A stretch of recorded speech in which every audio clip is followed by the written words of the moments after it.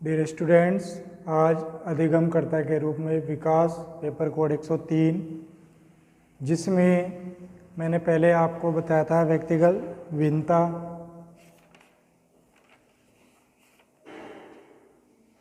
पर आधारित प्राविधियाँ, जिसमें कई विधियाँ बताई थी, जिसमें प्रोजेक्ट प्रणाली, डाल्टन प्रणाली, पिनेटिका प्रणाली, डेकरोली प्रणाली, किंडरगार्टन, मॉन्टेसरी प्रणाली, ह्यूरिस्टिक पद्धति और बेसिक शिक्षा प्रणाली। आज हम व्यक्तिगत विभिन्नताओं के प्रकार, जिसमें सबसे फर्स्ट है विशिष्ट बालक का अर्थ, दूसरा पिछड़े बालक। तो आज हम अध्ययन करेंगे विशिष्ट बालक का अर्थ। विशिष्ट बालक होते क्या हैं, ये सबसे पहले आप समझना है। स्कूल में विद्यार्थियों को व्यक्तित्व के सभी पक्षों की दृष्टि से समान नहीं कहा जा सकता। प्रत्येक विद्यार्थी एक दूसरे से अलग होता है। विद्यार्थियों को दो वर्गों में विभाजित किया जा सकता है, एक सामान्य, दूसरा विशिष्ट। विशिष्ट विद्यार्थी उनको कहा जाता है जो अपनी योग्यताओं, क्षमताओं, व्यक्तित्व तथा व्यवहार संबंधित विशेषताओं की दृष्टि से अपनी आयु के अन्य औसत अथवा सामान्य बालक से बहुत भिन्न होते हैं। ऐसे विद्यार्थी अन्य विद्यार्थियों की तुलना में अपनी विशेषता रखते हैं, जिनके कारण उनकी गणना उच्च कोटि या निम्न कोटि के विद्यार्थियों में होती है। या तो बहुत ज़्यादा होशियार होते हैं या बहुत ज़्यादा डल होते हैं। ठीक है। ऐसे विद्यार्थी मानसिक, शारीरिक, संवेगात्मक तथा सामाजिक दृष्टि से या तो बहुत पिछड़े हुए होते हैं या बहुत आगे निकल जाते हैं। दोनों परिस्थितियों में इनका समायोजन कठिन हो जाता है। अतः इनके समायोजन के लिए, इनकी शक्तियों के उचित प्रयोग के लिए उन्हें विशेष प्रकार की शिक्षा की आवश्यकता पड़ती है। विशिष्ट विद्यार्थियों में पिछड़े बालक, मानसिक रूप से पिछड़े बालक, बाल अपराधी, प्रतिभावान बालक यानी गिफ्टेड चिल्ड्रन आदि शामिल हैं। मनोवैज्ञानिक डन ने बताया विशिष्ट बालक का अर्थ। कहा उन्होंने कि विशिष्ट बालक वे हैं जो सामान्य से शारीरिक अथवा मनोवैज्ञानिक विशेषताओं में इतने भिन्न हैं कि बहुसंख्यक बालकों के लिए बनाया गया विद्यालय कार्यक्रम को सर्वांगीण समायोजन व अनुकूलतम विकास के अवसर उपलब्ध नहीं करा पाता तथा इसलिए अपनी योग्यता के अनुसार उपलब्धि प्राप्त करने के लिए या कर सकने के लिए वे विशेष शिक्षण या कुछ स्थितियों में विशेष सहायक सेवाएं या दोनों चाहते हैं।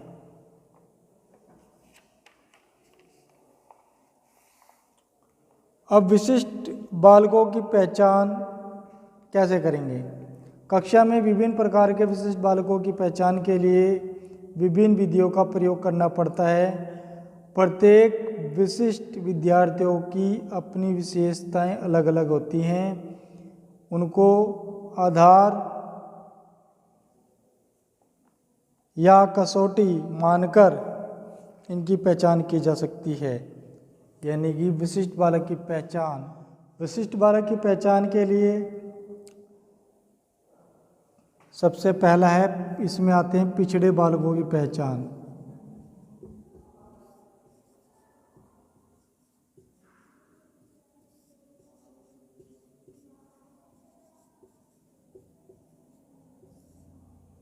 पिछड़े बालकों की पहचान कैसे करेंगे? इसमें 3 है, सामूहिक परीक्षण,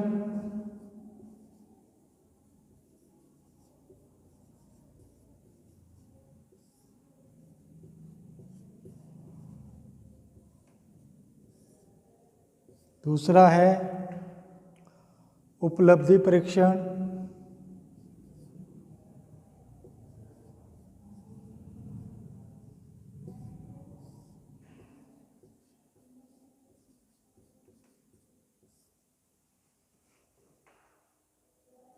तीसरा है व्यक्तिगत बुद्धि परीक्षण।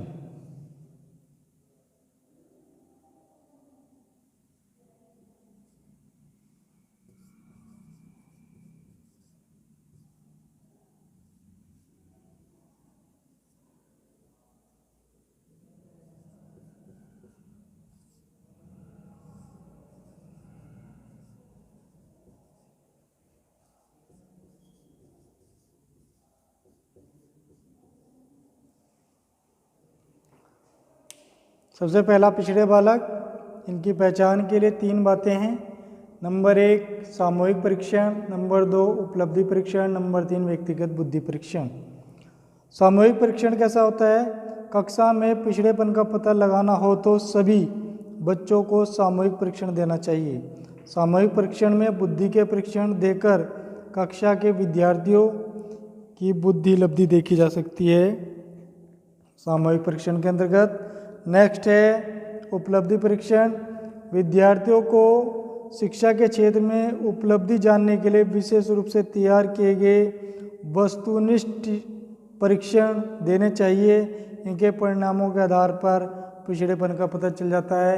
यानी ऑब्जेक्टिव टाइप का क्वेश्चन दो, 10 क्वेश्चन दिए, 5 मिनट दिया और उनकी स्पीड से पता चल जाएगा कितने बच्चों ने कितना सही करा कितना गलत।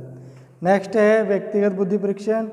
सामूहिक परीक्षण के आधार पर चुने गए बच्चों को बुद्धि से संबंधित व्यक्तिगत परीक्षण भी देने चाहिए। इससे भी उनके बुद्धि स्तर का ज्ञान हो सकता है। तो 3 परीक्षण थे। सबसे पहले पिछड़े बालकों की पहचान आ गई इसमें।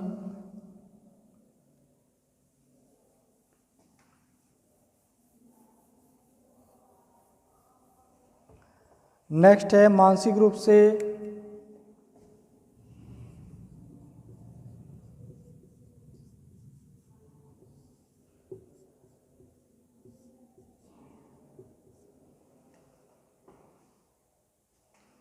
पिछड़े विद्यार्थियों की पहचान।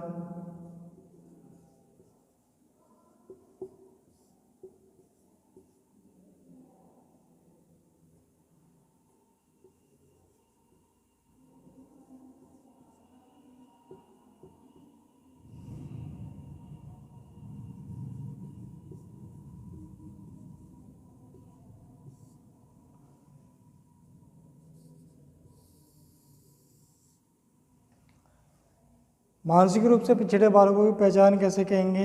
इसमें इनकी विशेषता है, कैसे पहचाने जा सकते हैं? इनमें अमूर्त चिंतन का भाव होता है। दूसरा, इनमें सीखने की गति बहुत धीमी होती है। इसके बाद इनकी रुचियाँ सीमित होती है, जिसमें इंटरेस्ट होता है उसी को सीखते हैं, नहीं तो अन्य को छोड़ देते हैं। इनमें मौलिकता का भाव होता है। शारीरिक विकास में भी पिछड़े होते हैं, कुछ ना कुछ कमियां पाई जाती है शारीरिक में। दोषपूर्ण शब्दावली होती है, जो शब्द बोलते हैं अटक जाते हैं या सही नहीं बोल पाते। संवेगात्मक रूप से अस्थिर होते हैं, यानी कि कभी उन्हें गुस्सा आ गया, कभी मुंह बनाना, कभी कुछ, उनके उससे लगता नहीं कि वो सही जो है समझ पा रहे हैं। सामान्यीकरण करने में अयोग्य है, जो बातें सभी बच्चे सामान्य रूप से कर सकते हैं उसमें भी वे अयोग्य पाए जाते हैं। अनैतिकता और अपराध की ओर इनका झुकाव होता है, जो काम गलत होता है उसे जल्दी सीख लेते हैं, उसी की तरफ ये झुक जाते हैं। अनैतिकता, जो काम अनैतिक है उसी को करने में इन्हें खुशी प्राप्त होती है। लघु अवधान विस्तार, शॉर्ट अटेंशन स्पैन होता है इनमें। नेक्स्ट है बाल अपराधियों की पहचान कैसे करेंगे?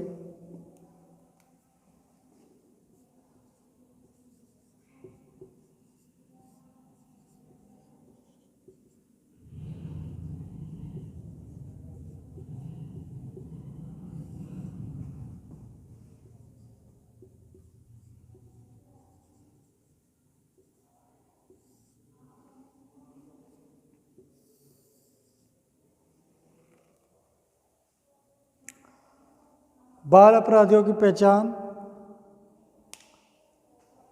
इनकी विशेषता है कि बाल अपराधी का व्यवहार सदा अर्जित या सीखा हुआ होता है। पहले से ही ट्रेंड होते हैं वो उस काम को करने के लिए। ऐसे बालक सामाजिक सिद्धांतों और आदर्शों के बिल्कुल भी परवाह नहीं करते। उन्हें समाज में अपने चरित्र अच्छे या बुरे की कोई परवाह नहीं होती। उन्हें तो जो करना वो करते हैं। बाल अपराधी असामान्य विद्यार्थी नहीं होता, बल्कि उसमें कुछ इच्छाएं, आशाएं या आवश्यकताएं या भावनाएं दब कर रह जाती हैं जिन्हें समझना आवश्यक होता है। यानी वो बालक अपराध क्यों कर रहा है। मान लीजिए किसी बालक के पास पेन नहीं है और उसको लिखना है, उसे घर से नहीं मिला, उसको घर से समस्याएं थी, उसे पेन नहीं दिया गया, तो क्या करेगा वो आके पेन किसी बच्चे की बैग में से चोरी कर लेगा, बॉक्स में से निकाल लेगा। तो ये उसकी आवश्यकता हो गई। उसकी भावना क्या है कि मेरे को क्लास में डांटना पड़े, मेरे पे पेन नहीं होगा, मेरे को टीचर डांटेगा। तो इन आवश्यकताओं, इन भावनाएं ये सब दब कर रह जाती हैं और वो एक चोरी का अपराध करने में कोई बुरा नहीं समझता, बल्कि अपने से कमज़ोर बालकों से झगड़ा करके पेन ले ले तो ये भी उसका ये समस्या रहेगी। इसी प्रकार बाल अपराध का प्राय अधिकतर जो है चोरी करना, तंग करना किसी बच्चे को, सिगरेट पीना, आवारागर्दी करना, झूठ बोलना, मारपीट करना, स्कूल से भाग जाना आदि अपराध करना इसी प्रकार के होते हैं। इस प्रकार से हम उन बालकों को पहचान सकते हैं जो बाल अपराधी होते हैं, उनकी पहचान है। नेक्स्ट है प्रतिभावान बालकों की पहचान।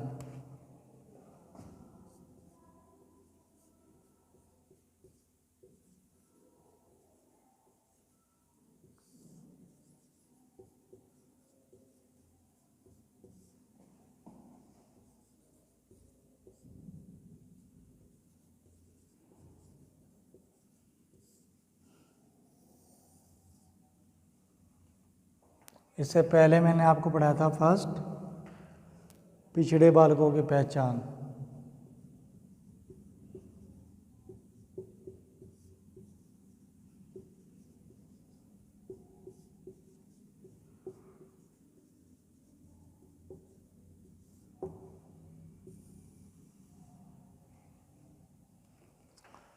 प्रतिभावान बालक जो गिफ्टेड चाइल्ड होते हैं, इन्हें पहचानने के लिए निम्न विधियों का प्रयोग किया जाता है। जैसे पहले बताया था मैंने, पिछड़े बालकों में बुद्धि परीक्षण, उपलब्धि परीक्षण, अभिरुचि परीक्षाएं, संबंधित विषयों की सूचनाएं। इन विधियों के अतिरिक्त बालकों प्रतिभावान बालकों की पहचान कसौटी मानकर कुछ पॉइंट दिए गए हैं। ये विद्यार्थी किसी भी प्रश्न को, किसी भी समस्या को सीखने में बहुत आसानी से सीख लेते हैं। इनका चिंतन स्पष्ट होता है, जो बातें कहनी है, जो मन में क्वेश्चन है, प्रश्न है, वो स्पष्ट रूप से कहते हैं। सामान्य बुद्धि को अधिक प्रयोग करते हैं। जो सभी बच्चे करते हैं सामान्य बुद्धि का अलग से नहीं करते, सामान्य करते हैं और अधिक प्रयोग करते हैं। रटने की बजाय उसे समझने में विश्वास करते हैं। अगर उनके समझ में आ गया तो वो उसकी व्याख्या अपने आप भी कर सकते हैं। कठिन कार्यों को आसानी से कर लेते हैं। कितना भी कठिन वर्ग दो, उन्हें वो कार्य पसंद आता है और वो आसानी से उसको कर लेते हैं। इनमें मौलिक चिंतन होता है। हर चीज को समझने की शक्ति ऑटोमेटिक इनके अंदर होती है। उपरोक्त विशेषताओं के आधार पर हम ये कह सकते हैं कि विशिष्ट बालक हैं कौन। विशिष्ट बालक हैं पिछड़े बालक, मानसिक रूप से पिछड़े बालक, बाल अपराधी बालक और प्रतिभावान भावाल बालक। ये सब विशिष्ट हैं। विशिष्ट का मतलब इन पे बहुत अधिक शिक्षा का ध्यान देने के लिए टीचर को अपने ओर से ज़्यादा ध्यान देना होगा, जिससे इनकी शिक्षा सुचारू रूप से चल सके। तो हम सबसे पहले हमने बोला है पिछड़े बालक, तो सबसे पहले हम पिछड़े बालक का अर्थ समझेंगे। पिछड़े बालक का अर्थ जैसे पहले भी हमने बताया, पिछड़े बालक क्या होते हैं। विशिष्ट बालकों में एक वर्ग पिछड़े बालकों का भी होता है।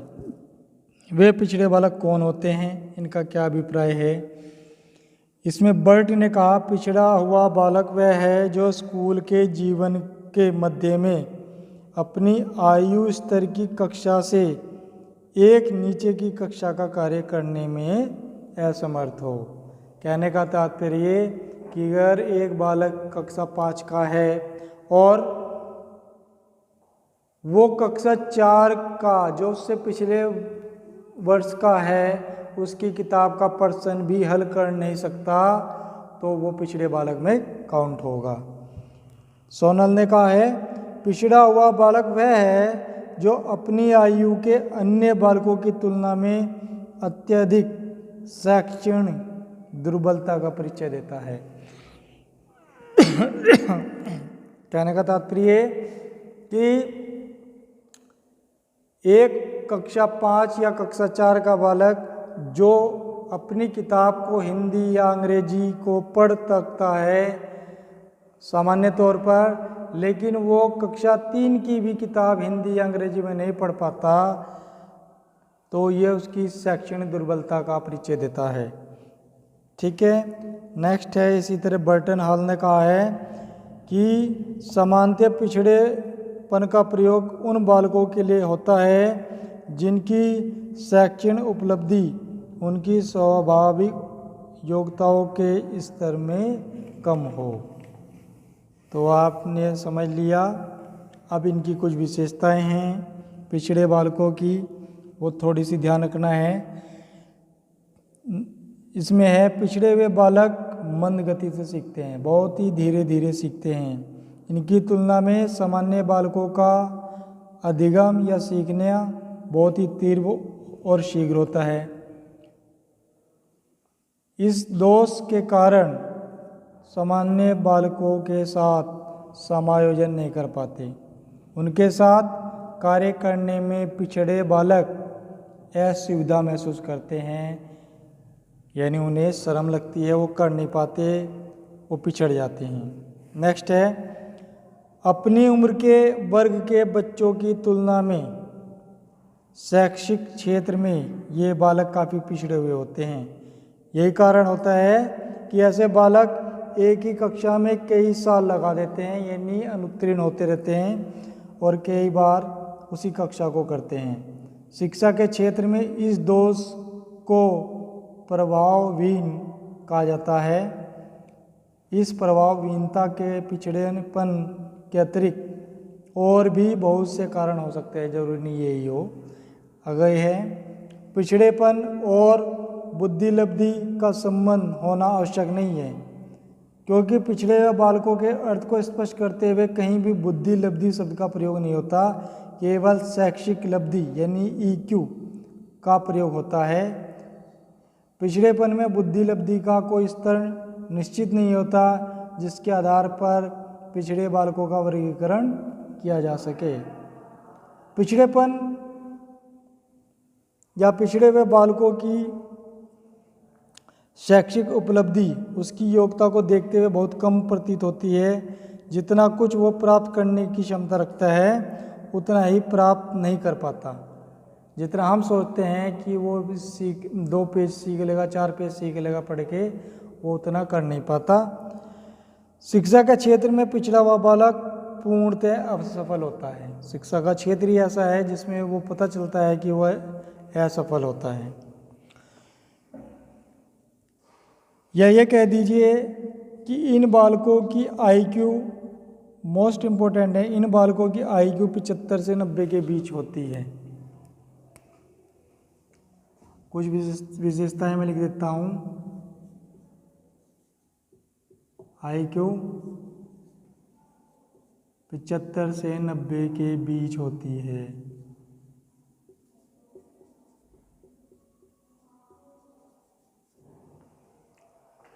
नेक्स्ट है इन बालकों की रुचि थोड़े समय तक ही रहती है।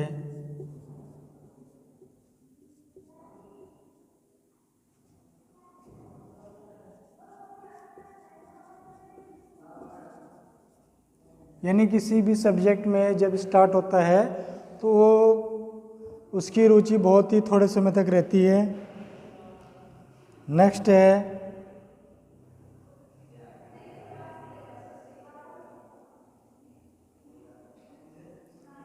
ये बालक जो हैं अधिक समय तक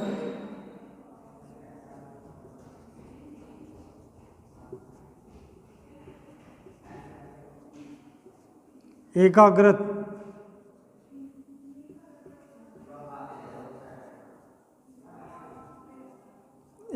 नहीं रहते, यानी बीच में ही इनका कॉन्फिडेंस टूट जाता है, विश्वास टूट जाता है, किसी भी समस्या में उलझ के रहते हैं, समस्या में उलझे रहते हैं।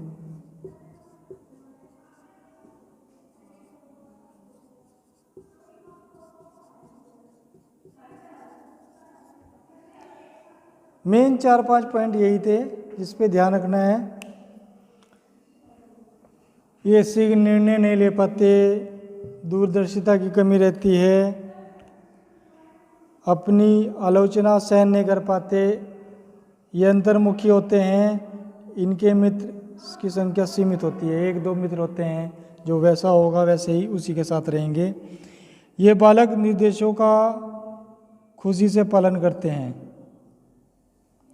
ये बालक स्वतंत्र रूप से कार्य अच्छा समझते हैं करना, किसी समस्या का सूक्ष्म रूप से विचार नहीं कर पाते। अब इनके कारण भी हैं कि ये ऐसा क्यों करते हैं। समस्या ये आती है कि पिछड़े होने के इनका दोष क्या है, ये किन कारणों से पिछड़े जाते हैं। सबसे पहला दोष आता है इनका शारीरिक कारण।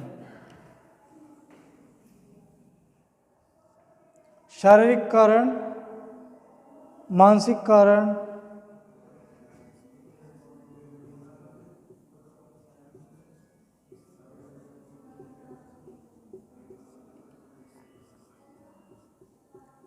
वातावरण,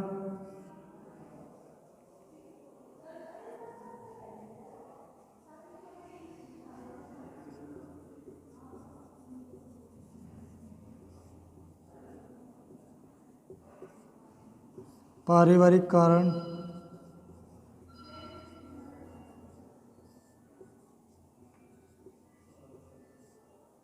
स्कूल संबंधी कारण,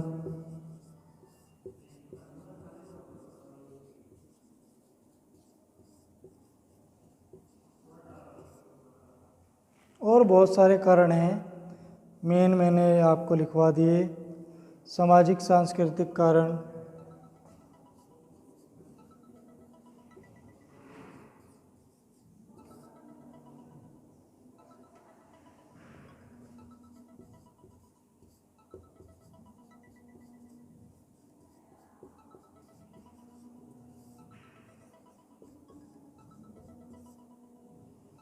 और अन्य कारण।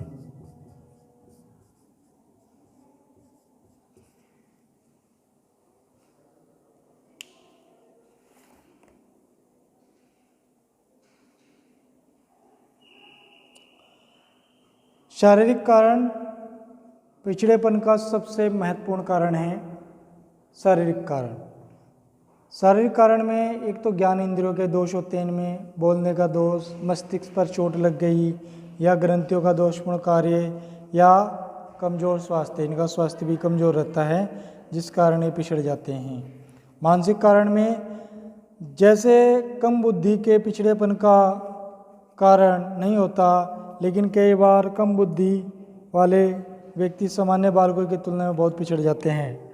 मानसिक कारण से बुद्धि कमी, अभिरुचि की कमी हो जाती है। जैसे कि बर्ट ने कहा है कि कम बुद्धि ही पिछड़ेपन का एकमात्र कारण हो सकती है। व्यवहारिक रूप से भी यही बात अधिक उचित लगती है। ठीक है, नेक्स्ट है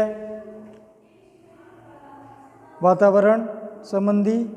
पिछड़ेपन के लिए वातावरण का योगदान भी किसी से कम नहीं है। बालक के समायोजन का वातावरण का अधिक प्रभाव पड़ता है। कैसे? जैसे कि आपका परिवार क्या करता है? विकसित परिवार का वातावरण बालक को पिछड़ेपन से पहले थाम लेता है। पर घर में सभी सदस्य शिक्षित होने से बालकों की समस्या और आवश्यकताओं को भली भांति समझते हैं। घर में यदि बालकों की आवश्यकताओं और रुचियों का पूर्ण ध्यान रखा जाए तो बालकों को पिछड़ेपन की विभिन्न तरह से नियंत्रित किया जा सकता है। परिवार की आर्थिक स्थिति, घरेलू झगड़े, माता पिता के अनिश्चित होना व माता पिता का अनैतिक प्रवृत्ति का होना बालकों के पिछड़ेपन के लिए काफ़ी होता है। स्कूल का वातावरण भी एक दोष है। स्कूल की परिस्थितियाँ बालक के पिछड़ेपन को बढ़ा देती हैं।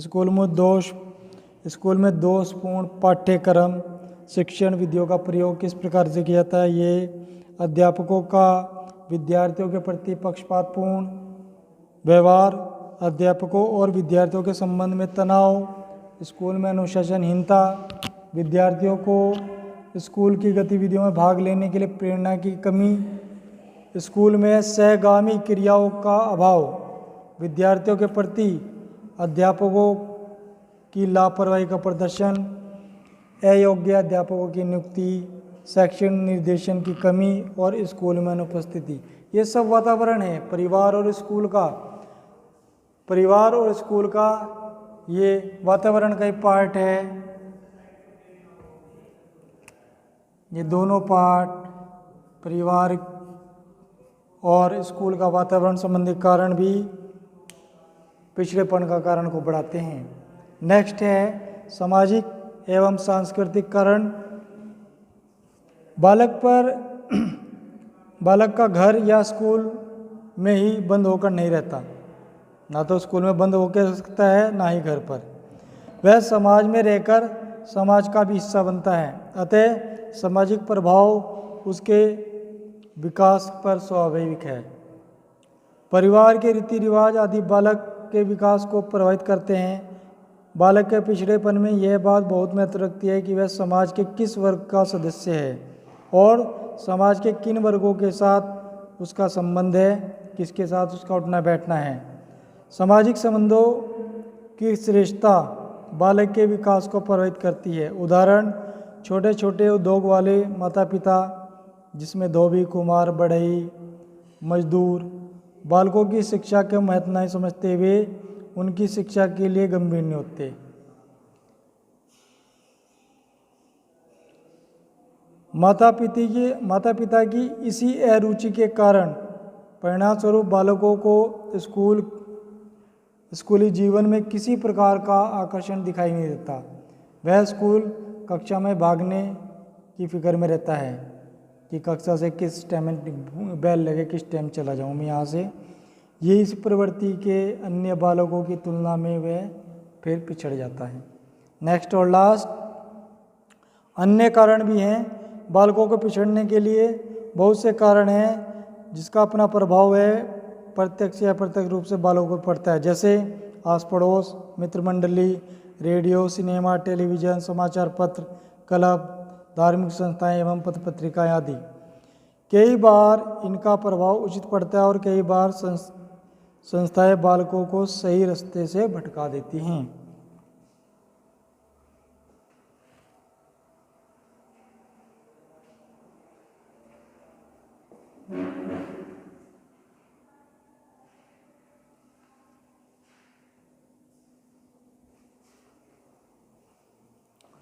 इस प्रकार हम पिछड़े व्यक्तिगत विभिन्नताओं में विशिष्ट बालक पढ़ा, फिर पिछड़े बालक पढ़ा, फिर पिछड़े बालक का अर्थ समझा, पिछड़ेपन का कारण, फिर शारीरिक कारण क्या क्या है, मानसिक वातावरण है, पारिवारिक कारण, स्कूल संबंधी कारण, सामाजिक एवं सांस्कृतिक कारण तथा अन्य कारण भी हैं।